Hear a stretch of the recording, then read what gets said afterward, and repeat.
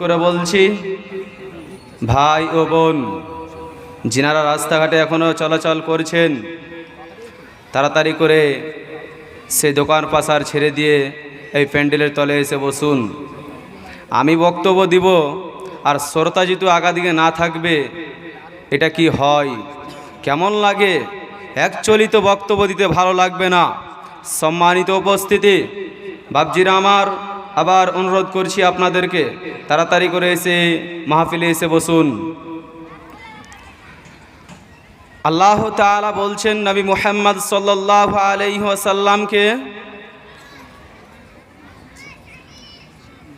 যে ইয়াসআলুনাকা আনিল খামরি ওয়াল মাইসির কুল ফীহিমা ইসমুন কাবীর। যুবক বসে যাও। আল্লাহ সুবহানাহু ওয়া তাআলা তিনি বলছেন, হে নবী মুহাম্মদ সাল্লাল্লাহু আলাইহি ওয়াসাল্লাম, তারা আপনাকে নেশাদার দ্রব্য ও জুয়া সম্পর্কে জিজ্ঞেস করে, আপনি বলুন তাতে বড় গুনাহ হয়। কুল ফীহিমা ইসমুন কাবীর, আপনি বলুন মুহাম্মদ সাল্লাল্লাহু আলাইহি ওয়াসাল্লাম, তাতে বড় গুনাহ হয়। তো নবী মুহাম্মদ সাল্লাল্লাহু আলাইহি ওয়াসাল্লামকে এ কথা কে বললেন? আল্লাহ সুবহানাহু ওয়া তাআলা তিনি বললেন যে আপনি বলে দেন তাতে বড় গুনাহ হয়। তাহলে এই আয়াতের বিবরণ দ্বারা বোঝা যায় যে নেশাদার দ্রব্য পান করলে অনেক বড় গুনাহ হয়, এমনকি ইবাদতই কবুল হবে না। সম্মানিত উপস্থিতি, বলছিলাম রাসূল সাল্লাল্লাহু আলাইহি ওয়াসাল্লাম তিনি বলছেন, মুদমিনুল খামরি কাবিদি ওয়াসান। হাদিসের রাবি হচ্ছে আবু হুরায়রা রাদিয়াল্লাহু তাআলা আনহু। রাসূল সাল্লাল্লাহু আলাইহি ওয়াসাল্লাম তিনি বলছেন যে সর্বদা নেশাদার দ্রব্য পানকারী, সর্বদা নেশাদার দ্রব্য পানকারী মূর্তি পূজকের ন্যায় অপরাধী। এ কথা বোঝা গেল না? আবার বলছি, আল্লাহ রাসূল সাল্লাল্লাহু আলাইহি ওয়াসাল্লাম তিনি বলছেন যে সর্বদা নেশাদার দ্রব্য পানকারী মূর্তি পূজকের ন্যায় অপরাধী। যে ব্যক্তি মূর্তি পূজা করলো, মূর্তি পূজা করে যা গুনাহ করে, ঠিক তেমনি যে ব্যক্তি বিড়ি ও সিগারেট, খৈনি ও গুটকা পান করে, এগুলো পান করে, তার মতনই এই পান করনেওয়ালা ব্যক্তি গুনাহ করলো। সম্মানিত উপস্থিতি, তাহলে এক ব্যক্তি মূর্তি পুজো করে যা গুনাহ করছে, ঠিক তার মতনই, আমি বলছি না যে মধু পান খাওয়া মানে মূর্তি পুজো করা, এ কথা আমি বলছি না। নবী মুহাম্মদ সাল্লাল্লাহু আলাইহি ওয়াসাল্লাম তিনি যা বলেছেন আমি তার সেই কথাই বলছি।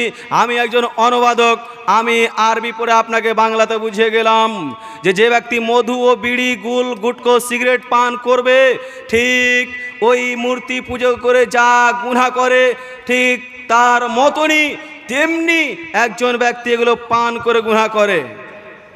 হাদিস ইবনে মাজাহ। হাদিস ক্লিয়ার হয়ে গেল। সম্মানিত উপস্থিতি, দ্বিতীয় হাদিসে আসি। আবু দারদা রাদিয়াল্লাহু তাআলা আনহু থেকে বর্ণিত, তিনি বলেন রাসূল সাল্লাল্লাহু আলাইহি ওয়াসাল্লাম তিনি বলছেন, লা ইয়াদখুলুল জান্নাতা মুদমিনুল খামর। সর্বদা নেশাদার দ্রব্য পানকারী জান্নাতে যাবে না। এ কথা নবী মুহাম্মদ সাল্লাল্লাহু আলাইহি ওয়াসাল্লাম তিনি বলছেন।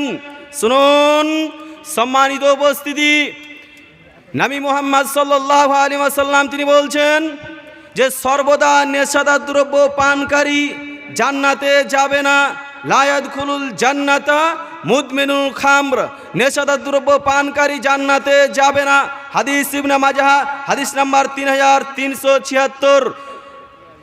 অত্র হাদিসের বিবরণ দ্বারা বোঝা যায় যে রাসূল সাল্লাল্লাহু আলাইহি ওয়াসাল্লাম যা বললেন যে নেশাদার দ্রব্য পানকারী জান্নাতে যাবে না।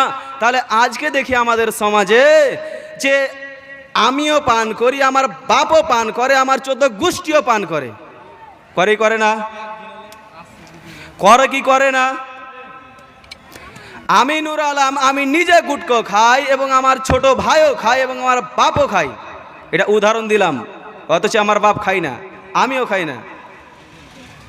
আমার জায়গাতে আমার মতো যে সমস্ত যুবক রয়েছে ও গার্জেন রয়েছেন, লিডার, আচ্ছা বলুন তো বুকে হাত দিয়ে 5 ওয়াক্ত সালাত আদায় করছেন, আল্লাহ আল্লাহ আল্লাহ আল্লাহ আল্লাহ আল্লাহ করে ডাকছেন এভাবে হাত তুলে, আর তারপরও আল্লাহ করা যখন হয়ে গেল, মসজিদ থেকে যখন বের হয়ে গেলেন, দোকানে বসে আপনি যখন আড্ডা পিটাচ্ছেন, তখন আপনার একটা বিড়ি না হলে হবে না কাজ। মুরব্বী সাহেব, কথা ভুল বলছি কি আমি? কথা যদি ভুল বলি তো কথা ফেরত নিব, এ কথা আমি বলছি। 5 ওয়াক্ত নামাজ পড়ছেন, আর নামাজ পড়ার পরে আপনি যখন দোকান থেকে চলে গেলেন বাইরে, তখন আপনার টেনশন চলে আসলো। বাড়ি গেলেন, খাওয়া দাওয়ার পরে কি বাড়ির ঝামেলাতে একেবারে টেনশন। একটা বিড়ি গালা দাও না ভাই, ভাই একটা বিড়ি গালা দাও না, আমার টেনশনটা দূর করি। আজকে বাড়িতে অনেক ঝামেলা হয়েছে, বেটার বহু বেটি নিয়ে সব ঝামেলা। একটা বিড়ি গালা দাও যাতে আমার মনটা শান্তি করি। কি গো, বিড়ি খেয়ে নিল, বিড়ি পান করে নিল, তার কি দিমাগটা ফ্রেশ হয়ে গেল। 1 2 অনেক মুরব্বী সাহেব রয়েছে এবং যুবক ভাই রয়েছে, গুল যদি না করে তাহলে তার বাথরুম ক্লিয়ার হবে না। বাথরুমে বসে, টয়লেটে বসে গুল করতেই হবে। 1 2 বাথরুমে যাওয়ার পূর্বে বিড়ি খেয়ে যেতে হবে তাকে। বিছান থেকে উঠে একটি বিড়িতে টান দিয়ে, বিড়ির টান মারতে মারতে লোটা হাতে নিয়ে, বাম হাতে লোটা, ডান হাতে বিড়ি, এই অবস্থায় আমরা বাথরুমে টয়লেটে গিয়ে বসি। আর আমরা যদি বিড়ি ও গুল না করি, বাথরুমে বসে যদি না খাই, তাহলে আমাদের পেট ক্লিয়ার হবে কি মুরব্বী সাহেব? হবে? কখনো হবে না। এরকম অনেক মুরব্বী সাহেব রয়েছে, কথা বাস্তব বলছি কি বলি না বলেন? দাড়ি এত বড় বড়, 1 হাত লম্বা, 5 ওয়াক্ত নামাজি, তারপরে এই হাল হচ্ছে আপনার। আপনার হায়া করা উচিত, আপনার লজ্জা করা উচিত। আপনার কিছু নেই দেমাকে, আপনার দেমাগটা পচা হয়ে গেছে, তার কারণে আপনি এগুলো করছেন। আপনার শরীরে টকটক করছে মুসলমানের রক্ত, আপনি মুসলিম ঘরে জন্ম নিয়ে কিভাবে একটি বিড়ি ও সিগারেট পান করতে পারেন? আপনার লজ্জা করা উচিত যে আমি একজন 5 ওয়াক্ত নামাজি, আর নামাজি হওয়ার পর কিভাবে বিড়ি ও সিগারেট পান করি, কিভাবে আমি খাই। আরে আপনি তো খাচ্ছেন, দোকানে বসে যখন গেছেন আপনি, ওই 5 ওয়াক্ত নামাজ পড়ার পর দোকানে বসে ওই আপনি কি দেখছেন? টিভি লাগিয়ে দিয়েছে দোকানদার সাহেব, আর ওই টিভিতে আপনি কি করছেন? নগ্ন ছবি দেখছেন। আর নগ্ন ছবি দেখে আপনি জান্নাত কিনতে পারবেন না, তাহাজ্জুদ পড়ে আপনি জান্নাত কিনতে পারবেন না। আপনি যদি তাহাজ্জুদ পড়ার পরে যদি ওই নগ্ন ছবি দেখেন, ওই টিভি দেখেন, ওই দোকানে বসে বসে আড্ডা পিটান, আর বিড়ি ও তামাক খয়নি গুল গুটকা পান করেন, তাহাজ্জুদ পড়ে জান্নাত কিনা যায় না। তাহাজ্জুদ পড়ে জান্নাত কিনা যায় না, আল্লাহকে ডেকেও জান্নাত কিনা যায় না। সম্মানিত উপস্থিতি, জান্নাত কিনা যায় আল্লাহর ইবাদতের মাধ্যমে। আপনি আল্লাহর ইবাদত করছেন, আর ওই মুখ দিয়ে আপনি বিড়ি ও সিগারেট খয়নি গুল গুটকা পান করছেন, তারপরে বলছেন নামাজে এসে, আল্লাহ মাবুদ আমি ভুল করেছি, আল্লাহ আমার বালা মুসিবত এসেছে, মাবুদ তুমি আমাকে ক্ষমা করো। একটি উদাহরণ দিই, শুনেন। এই জায়গাতে আপনি বিড়ি খাচ্ছেন, সিগারেট খাচ্ছেন, গুল খাচ্ছেন, জর্দা দিয়ে পান খাচ্ছেন কি খান না? খাওয়া অবস্থায় এবার আপনি আমার সামনে কথা বলছেন, একেবারে সাঁটাসাঁটি, একবারে পাশাপাশি, একবারই।